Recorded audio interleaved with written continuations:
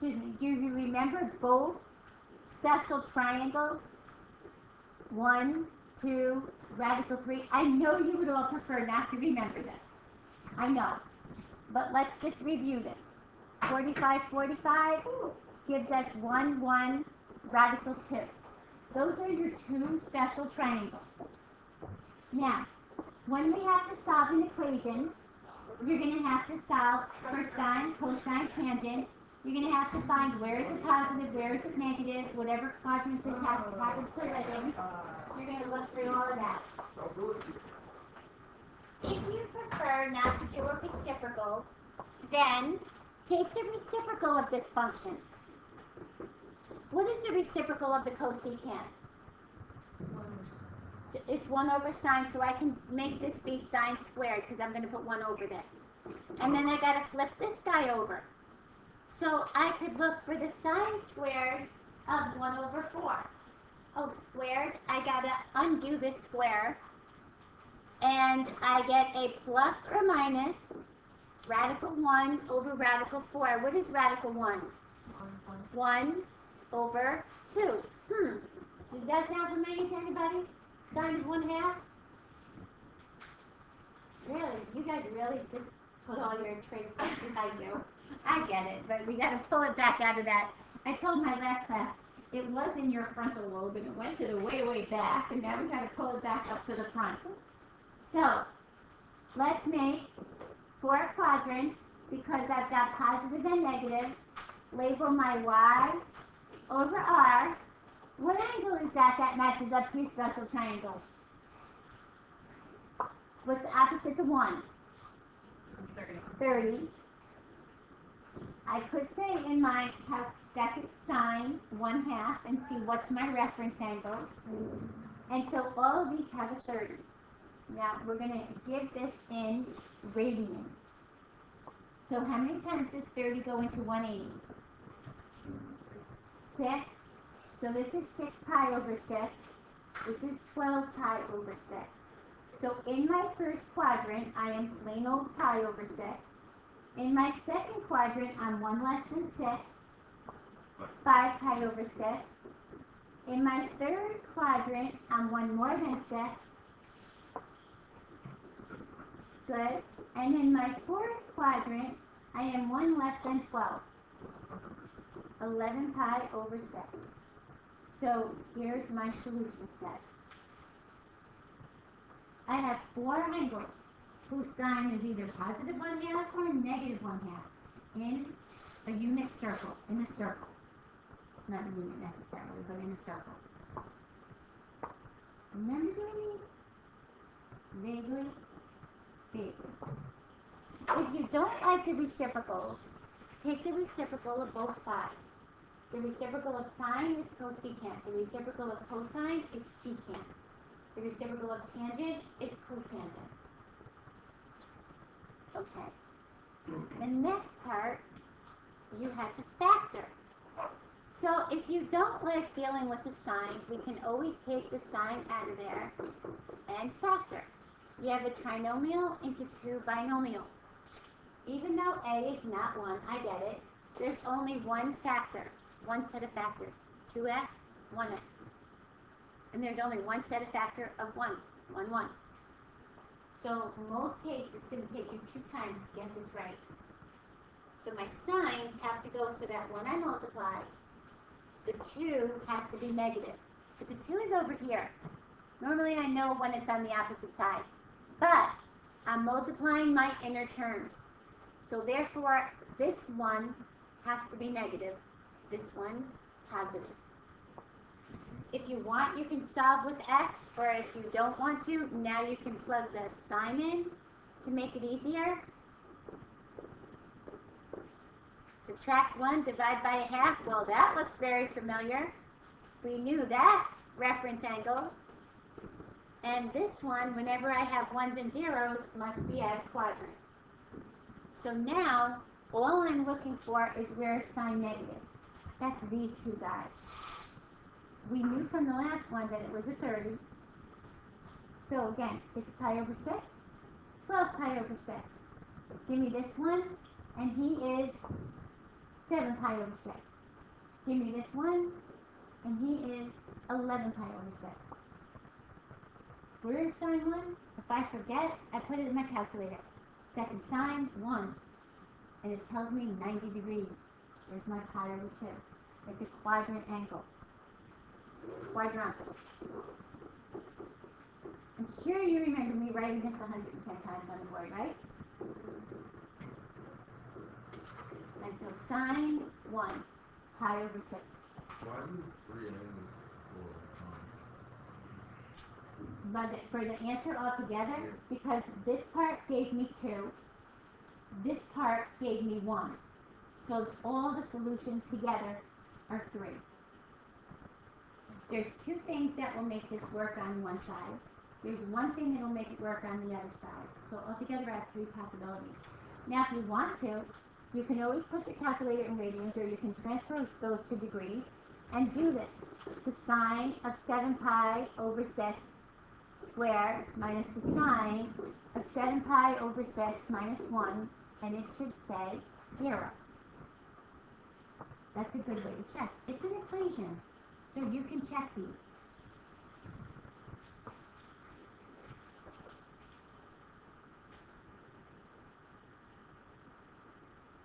Good?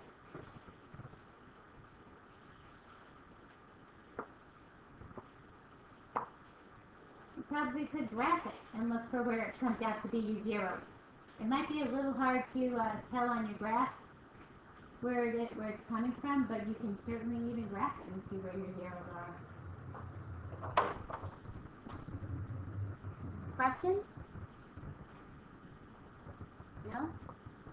Okay, now the next one, I wanted the domain of your secant. Your secant is your reciprocal of your cosine. So the easiest way is to draw a cosine curve. There's my 4 quadrants. Here's my cosine curve. My secant goes off the little humps of them. But key to this is, because I'm looking for an inverse, a reciprocal, and I have to take the reciprocal of whatever my value is, when I'm at 0 and I go to take the reciprocal, I can't divide by 0. So your zeros become where your asymptotes are. Anything at the zeros. And then your cosecant and your secants will go off of your regular sine or your cosine curve. Now, a good way to tell what your domain is, if you didn't remember those 2 things, start writing this down. This guy's pi over 2. 1 pi over 2. This guy is 1 pi over 2, 2 pi over 2. This guy's 3 pi over 2. This guy's 4 pi over 2, and the next one would be 5 pi over 2. This guy's negative 1 pi over 2. So what kind of numbers am I using with my pi over 2? Odds. So remember this? The domain is real except when x is equal to n pi over 2, where n is an odd integer. We had 2 of those. The secant and the tangent went the same. The cosine and the cosecant went the same. Both c's were the same. That's the n pi, where n is any integer. And the tangent and the secant went together. It's kind of like the tangent and the secant go in that little identity together. 1 plus tangent squared equals secant squared. So theirs go exactly the same. Their domains. Now, what's the range of your secant curve?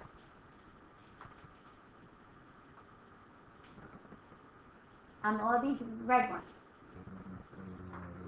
Good. Or 1 to infinity. It is the exact opposite of what your sine curve is. Your sine curve is negative 1 to positive 1. They both overlap at the 1. Because isn't the reciprocal of 1 over 1 still the same, 1 over 1? So that's why they overlap at that point. Okay? And finding the range of your cosecant curve, we're off of your sine curve. But while we're here, let's do your domain too. Here's your sine curve. your range is exactly the same as this one, the one we just found, because your sine and your cosine go from -1 to 1, therefore it's the opposites.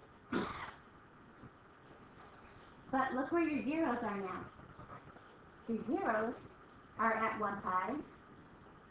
This is 90. This is 180, 270, 360. Oh, that's 2 pi. 3 pi should work. 4 pi should not. 3 pi should not. All your half ones work. All your full ones are not working. So 1, 2, 3, 4. Your domain would be real, except x is n pi, where n is any integer. The cosecant and the cotangent work the same. Same domain. Not the same range, but the same domain. Your sine and your secant and your tangent work the same. Do you remember doing those? Now it's coming back to us. Calculations. Make sure you use your correct words. Reflections, horizontal shifts, vertical stretch, vertical shrink by a factor of. Make sure you use the right words. Now, when we just begin, and I'm just going to give you basic transformations. What is your parent graph or your core graph that this comes off of? What would we be starting with? Just plain old radical x, right? That would be my core graph. If I graph that in my calculator, I would get this graph. And let's pull up your calculator. Go to our y equals, and this graph, there's your radical x. Now, this is a good time to just stop and think about this for a second. And I think at some point we should go over domain restrictions. When we do this, this is one of your domain restrictions. One is under a fraction, one is under a radical, and the third one is the radical under a fraction. This says this cannot be negative, right? So I'm going to take whatever this is and set it greater than or equal to 0. So my domain for this guy is 0 to infinity. I can't use a negative number under there. Doesn't that make sense? It doesn't go into the negative x's, right? My range for this guy, nothing could come out of that radical negative. So my range is also positive, 0 to infinity, for your basic core graph, parent graph. Now, start next to your x. The first thing it does under the radical is shift it. If it's next to the x, it's going horizontally. Whether it's in a parentheses or under a radical, it goes the opposite way. So you're going to write this for me. Horizontal shift, right 3 units. Now, if I can't remember, I can certainly go to my calculator. I can go down to the second one, and I can put that in. X minus 3. What is that doing for me? Oh, that's right. It goes the opposite way. I shift it to the right 3 units. So let your calculator help you as well. Okay? Then work your way to the outside. I see a 4, not a negative. I see a 4. I remember what a 4 does, and I remember what a half does, but I'm not quite sure what it looks like. So you know what? Let me pull up my calculator, and now change this guy to make it say 4. And let me see what happens here. And maybe I don't want to put this in right now. I just want to see what does the 4 do for me. So here's my regular graph. Oh, that's right. It gives me a stretch. A 4 gives me a stretch. A vertical. It's pulling it up. So I say, that's right. A 4 gives me a vertical stretch. So I say vertical stretch, maybe, by a factor of 4. I can never stretch by a negative. That negative is different. Then I look at the negative. The negative should give me a reflection. But I'm really not sure where I'm reflected. So I'm going to go to my calculator, I'm going to do just the reflection. Come down here, take the 4 out, just make it a reflection. Say, what would that negative do to me? Oh, there it is. It's a reflection in my x-axis. When my negative is not next to my x, it's next to my y is going from positive to negative. And I use my big boy words, reflection in the x-axis. No flip over. So all together, I've moved out here. Then I stretched a little bit. Then I reflected. There's my final one. My shift horizontally changed my domain to 3. I had to add 3 to my 0. My reflection caused me to flip over here, flip my range around. So now I'm negative infinity to 0. It changed that. I came from the negative instead of to the positive. My reflection causes me to do that. Good? So, basic transformations, you can put them in your calc one step at a time. If you forget what each one means, I would just concentrate on just that transformation at a time. Take everything else out of there and see what that one is doing. And if you want, you can do the whole thing together. But then you're going from here to here, and you might not see what the in-between pieces do. Okay. Can you name some of the other parent graphs? Parent graphs, you have a quadratic. You have an absolute value. And I think you have a cubic function. And I think we did a rational function. We did all of these. Now, they all work the same. So, for instance, if I did this, obviously you're going to start with your regular absolute value. But the 3 is going to shift this 3 to the right. The 4 is going to stretch this up this way. The negative is still going to reflect it.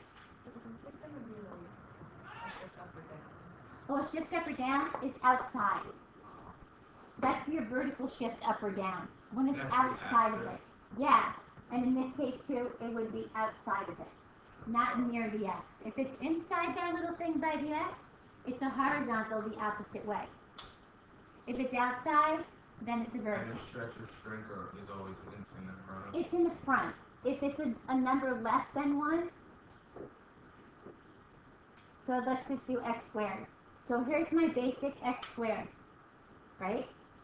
My shrink, it looks the opposite. It actually looks this way, because what it does is it shrinks the distance to 1. So it makes it look flatter. So that's for the vertical shrink. I'm just kind of like pushing it down. My stretch actually goes this way, because what it's doing is changing your distance to 0. It's a non-rigid. It doesn't touch the x, it just touches the y. Maybe what I'll do is try to find like the basic transformation rules and give you a sheet of that. And that might help you to review.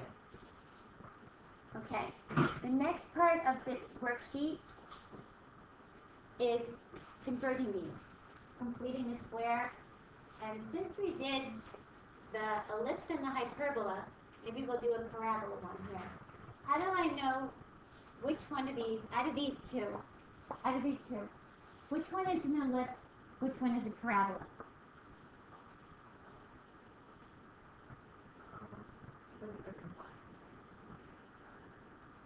Well, the signs are the difference between the ellipse and the hyperbola. So, maybe is a parabola? B, it both has squares. X and Y squared? X and Y squared, isn't this like a circle? Yeah. So this is an ellipse. Parabola only has one square, either the x squared or the y squared.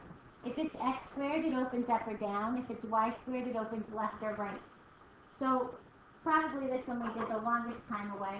So let's keep the y's together. and move these, take the opposite to move them to the other side. And complete the square.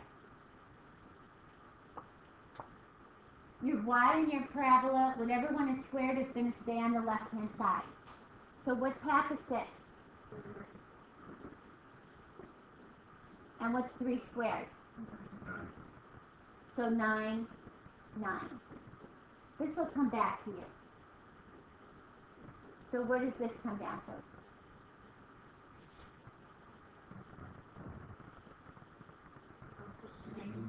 Negative 16. I got to factor this out so that my coefficient of x is 1. So I'm going to take out a negative x.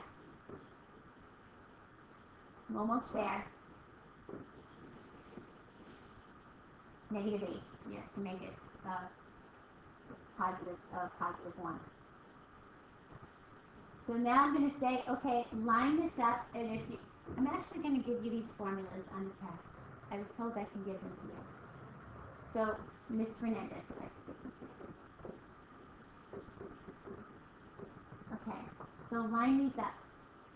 So it's the P that tells us when it's negative, which way it's going to open.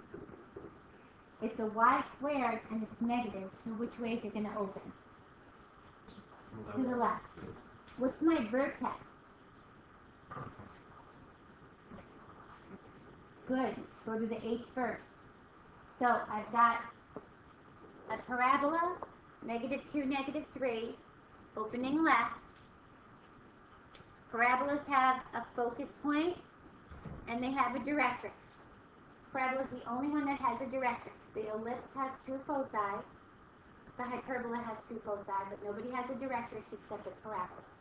We could not put a line anywhere around our ellipse or our, we asymptotes on the hyperbola. So we say, okay, if this is at -2, -3, move 2 over this way because P is 2. So my focus is at -4, -3.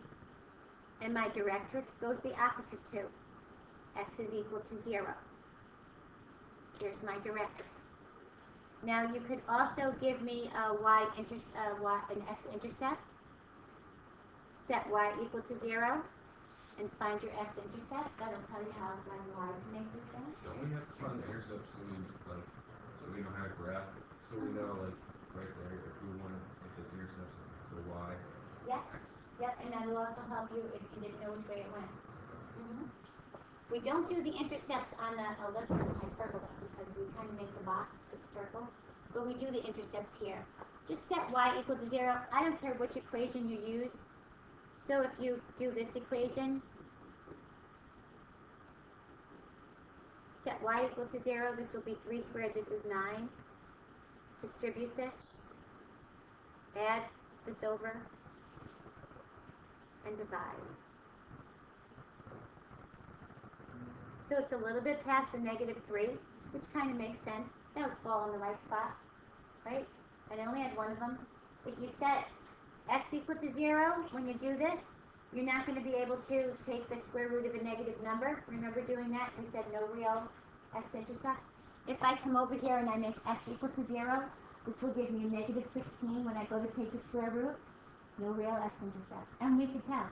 No real y-intercepts. And we could tell it doesn't cross the y. And that's a good way also. If your parabola went the wrong way, and your intercept says no real intercepts, and you went the wrong way, that should tell you that you went the wrong way. Good? Okay. Let's also try these for a few minutes. You've got a factoring one. This one's going to take a little time, but you might want to use your A times C method. Okay? Use your A times C, and this is 6 times -4, -24. You're going to find factors of -24 that add up to 5. Because we're going to take the 5x out and replace it. So what factors of -24 would add up to 5? 8 and -3. Good. Plot the next to them. So you're going to take this out and replace this. And then, oops, I forgot to factor out an x first. Sorry.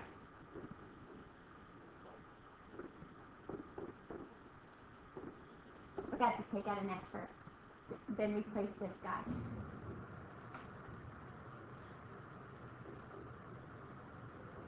Okay, and then you're going to group. Don't forget your x at the very end. You're going to group and finish your factoring. Sorry, I had an x, I didn't spot it. Okay, remember your determinant? Does anybody remember how algebraically to find a determinant? Certain order. You multiply, diagonally. You multiply up. Find your products and subtract. Now, remember we said there's a good cheating method here. You can go in here and you can kind of cheat. You can put it in your matrix, because if you forgot what order or you forgot to add or subtract, your matrix will give you a determinant, and you make sure that you get yours to match up. You've got a systems of equations. I want you to solve it algebraically and then check it on your matrix. So since this guy doesn't have a z, you might want to combine these and eliminate z. And then take that one and combine it with your second one, eliminate, and back solve. Yes? You don't have this one, the last one? Or 7. Or 7? Okay, I'll get you for you. Okay, are we good with those? Quotient. Our goal was to eliminate the h, and this is why we did it. Because we want to know what's the limit as we approach, as h approaches 0. What is the limit to this? I can't plug a 0 in there now, can I? So this is why we do your difference quotient. Remember when we did it, I said you kind of really don't see the need for us to use this until we reach the end. This is the end. So now we know how we do this for a limit. Easiest way to do this is this. Your function names are always written like this. H of x, whatever. This should be x. So make it an x, like this. Come back to this guy over here where your function is, and take this x out and replace it with x plus h. I want to do my function instead of x, but when x is x plus h. So I'm going to put this in. I have to keep the same thing. Then I say minus, it just wants my function. My function is, parentheses, x squared minus 2, all over h. Our goal is to eliminate that h when we factor. Now when you do x plus h, you can't do x squared plus h squared. You got to FOIL that guy. So when we FOIL this, it's x squared plus 2xh plus h squared. Continue bringing the rest of your stuff down. Distribute this negative sign.